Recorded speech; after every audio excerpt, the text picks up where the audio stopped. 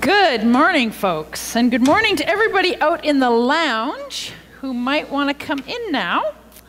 I hope you can hear me. I hope you all received a copy of the Messenger. There's loads of new stuff in there. Just want to draw your attention to a couple of things.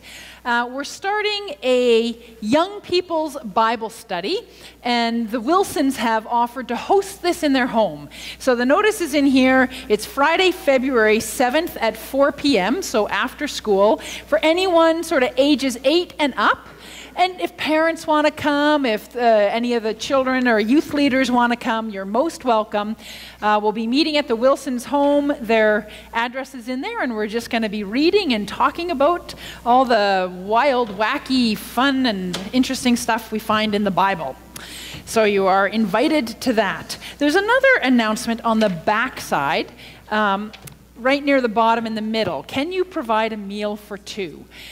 It gives you, the write-up there gives you a bit of background on this, but I just wanted to let you know, we received a call this week from a minister in Oak Bank, Manitoba. A member of her congregation is coming to Saskatoon on the 28th of January to donate a kidney as part of this kidney donation exchange thing. So she knew somebody who needed a kidney, and she was willing to donate a kidney. But the way it worked out, she couldn't donate her kidney to that person. So what she's doing is she's coming and she's donating a kidney that's going to go to somebody who needs a kidney. And somebody else in that person's circle is going to donate a kidney that's going to go to somebody who needs a kidney, who's going to donate a kidney until it circles back around, and the woman that she wanted to donate her kidney to is going to get a kidney. And there's 10 people involved in this whole circle, which is a kind of remarkable thing when you think about it. Anyway, she comes here, she has her surgery, and then she's in the hospital until the 31st, and then she gets out that evening, but then she has to stay in Saskatoon for 4 or 5 days until the 5th of February when she can go home. So her sister is coming, and the two of them are going to be staying at a bed and breakfast close to here, just on Ash Street. So the minister phoned and said, hey, you know, she pretty much has to be on bed rest, can't get out and about, can't make her own meals, can't get out to restaurants, going to have to spend those 4 or 5 days of recovery ordering in. Any chance members of your congregation might provide a home-cooked meal or two? And I thought, oh, you don't know St. Martin's. We can cover those meals. That's what I figured. I didn't promise it, but I said, oh yeah, we're on it. So there's a sign-up sheet. Their breakfasts are covered, but lunch and dinner for those 4 days that she's recovering, if we could provide home-cooked food, and it doesn't need to be complex, simple food. Complex food. It can be simple food. It's just, nice to have, soup and a sandwich that somebody brought to you. Anyway, there's a sign-up sheet on the fireplace out there. If you can sign up, if you can provide food and take it to them, if there's two of them, on that day they have no food allergies or limitations or anything like that. And they would be very, very grateful. And we'd be supporting somebody who's doing a really awesome thing. So I will leave that with you folks. We've got a couple of announcements here, and I think Keith has an announcement as well. Good morning. For those of you who don't know me, my name's Dick Neal, and I'm a member of the Stewardship Committee here.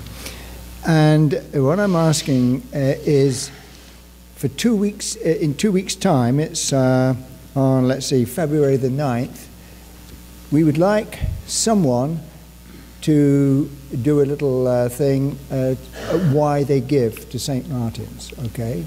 There's only 1 or 2 minutes, and so forth. Now, I asked at the first service, and I was so persuasive that everyone ran away, and I got nowhere. So I really hope someone can do it, will offer to do such an announcement in this congregation now. And if you would let Jordan know this, because I'm going home right now, actually. So if you could let Jordan know, and so on. Thank you. Appreciate it.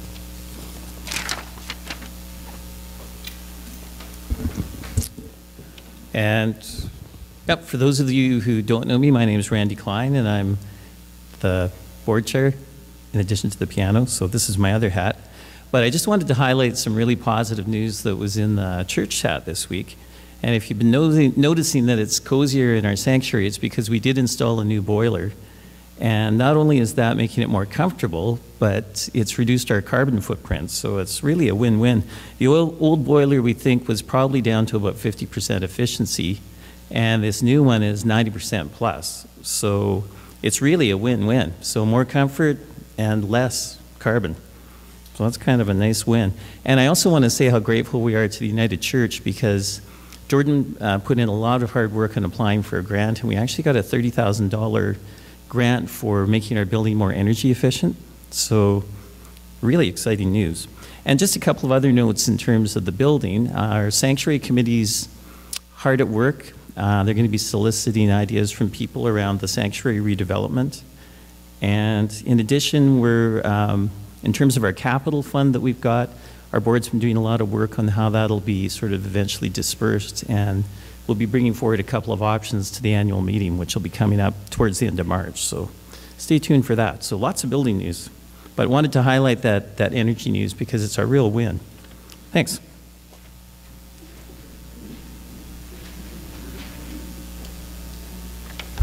Good morning. I'd like to highlight two announcements, one that is in the messenger and one that didn't make it. So it's the one that's seeking volunteers at the bottom of the first page. We would like to initiate a new program called a prayer team. This is an idea that I got from Grace Westminster, where it's working quite effectively. There's an explanation there of how it might work. It's a little bit different than prayer chain, so have a look at that. And if you have any interest in it, please contact me directly and I'll give you more information.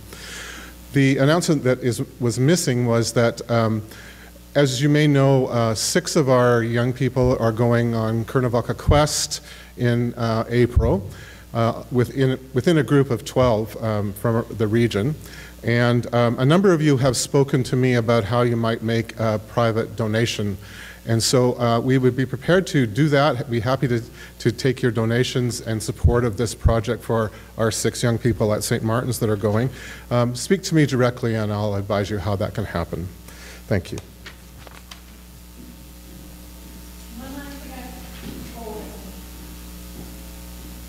Is that I have been asked to circulate a sign-up sheet. We need, for the last 3 slots here, we still need readers and greeters in February. So I'm just going to send this around, and if you can pass it back and forth, and if you feel like you can greet or read scripture on one of those Sundays, if you just write your name down there, that would be fabulous. Thank you.